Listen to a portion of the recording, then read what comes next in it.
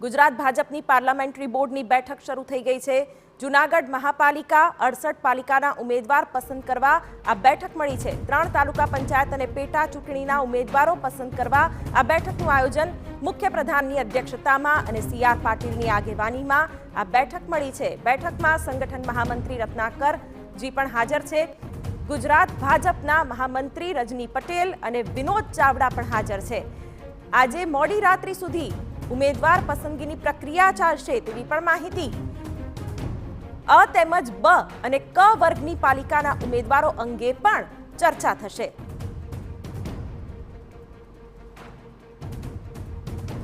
ત્યારે ગુજરાત ભાજપની પાર્લામેન્ટરી બોર્ડની આ બેઠક અને મોડી રાત સુધી ઉમેદવારોની પસંદગીની પ્રક્રિયા આગામી દિવસોમાં ચૂંટણીઓને લઈને આ બેઠક ખૂબ જ મહત્વની છે। બેઠકમાં સંગઠન મહામંત્રી રત્નાકરજી પણ હાજર છે। આ સાથે જૂનાગઢ મહાપાલિકા 68 પાલિકાના ઉમેદવાર પસંદ કરવા આ બેઠકમાં સીઆર પાટીલની પણ હાજરી મહત્વપૂર્ણ।